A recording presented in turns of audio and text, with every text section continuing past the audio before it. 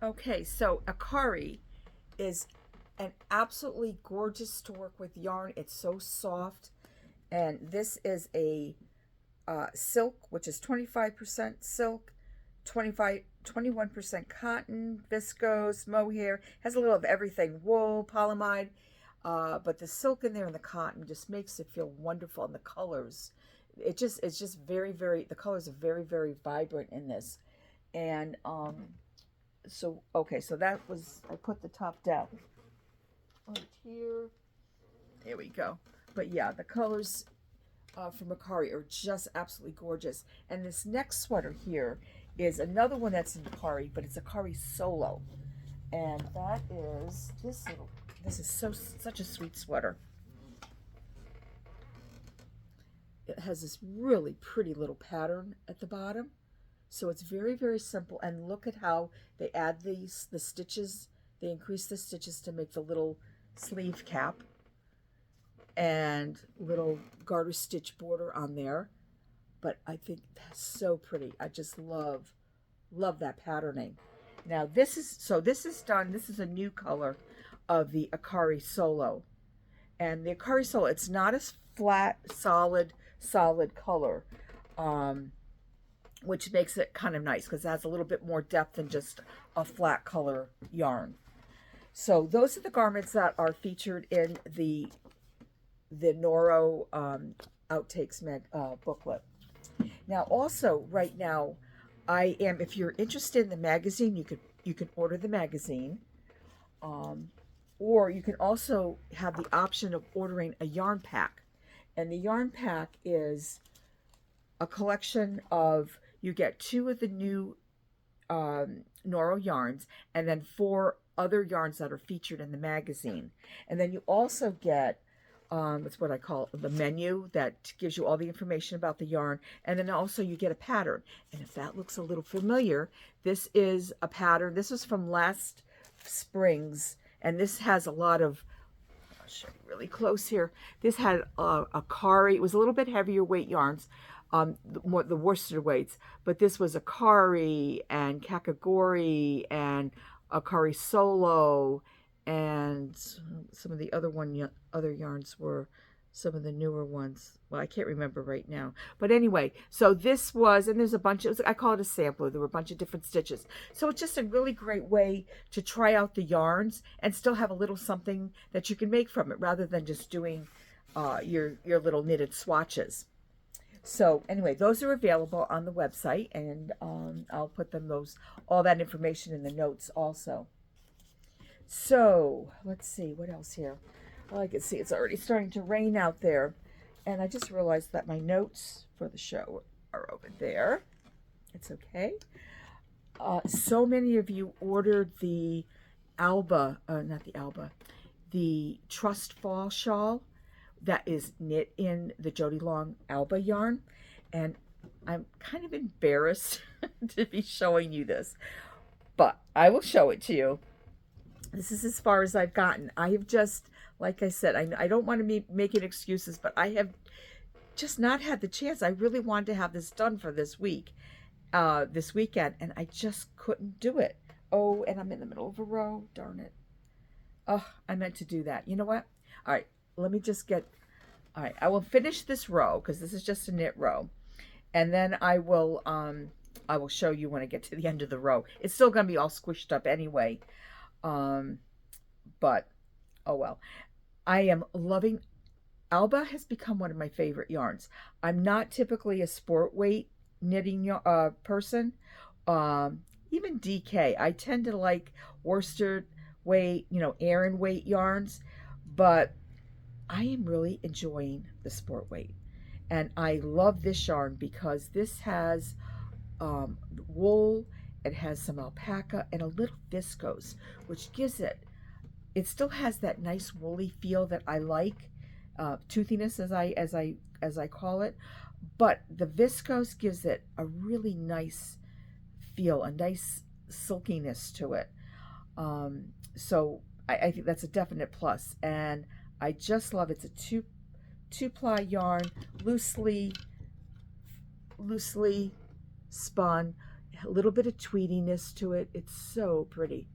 I also just got in, which I didn't think I was going to be talking about it, but there's a beautiful, and it's called, I can't remember the name of it, the darkest color that they make. It's the deepest charcoal with a little bit of a light uh, oatmeal tweediness to it, and it's just beautiful.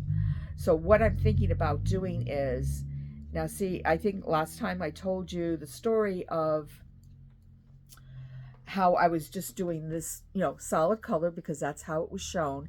But then somebody had done it with 3 colors, and I was totally in love. And I can't tell you how many other people decided that they couldn't live with just one color, that they had to have 3.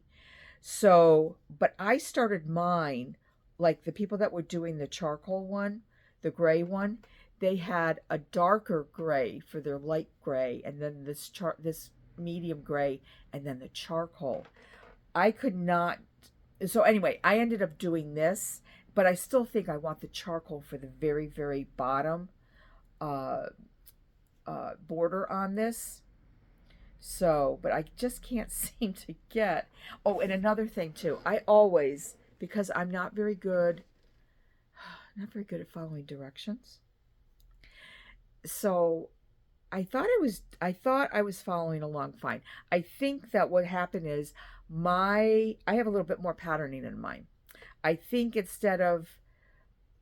have 2 rows less of the stockinette.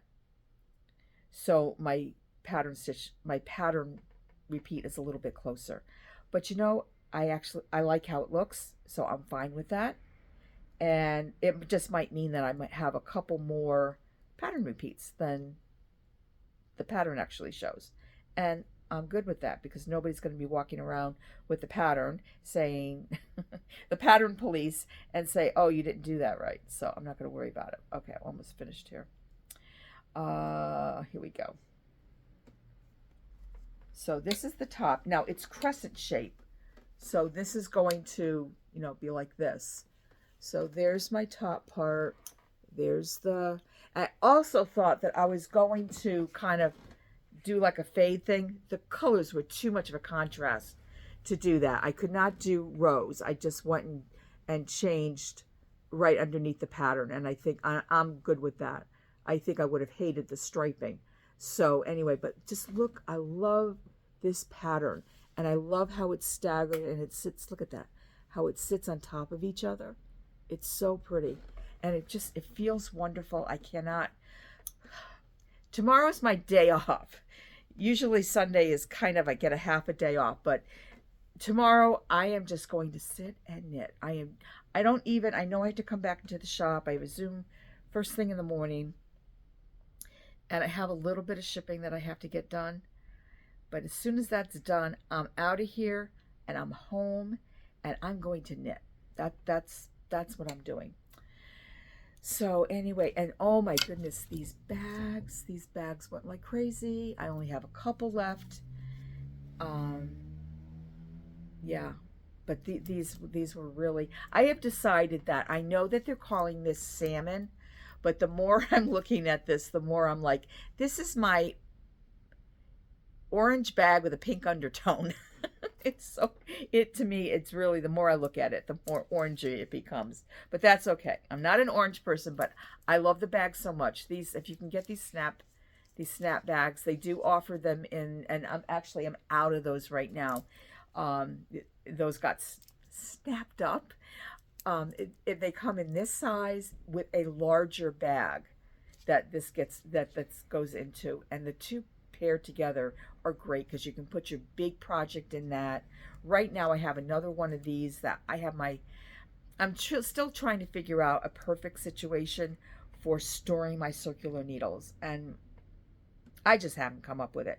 So my best thing that I'm doing right now are my 24 and up get put in the back, and then the zippered pocket contain my smaller circs, like my 16-inch, 9-inch, whatever. But those are all in the front, and the bigger ones are in the back. And that's the best I can do. And you know what? It's working out. Yes, I have to go in, pull them out, and kind of figure out which which one is which. But you know what? You get pretty good at looking at needles and having an idea of what size they are, and then you just use your check and you put them in, and you just know for sure what size that you actually had. So, okay, I'm just looking around to see if there was anything else I was going to talk about, and I can't think of anything. Another thing too is my chickens. People are anxiously waiting for my window to get finished, but that means I have to get chickens first.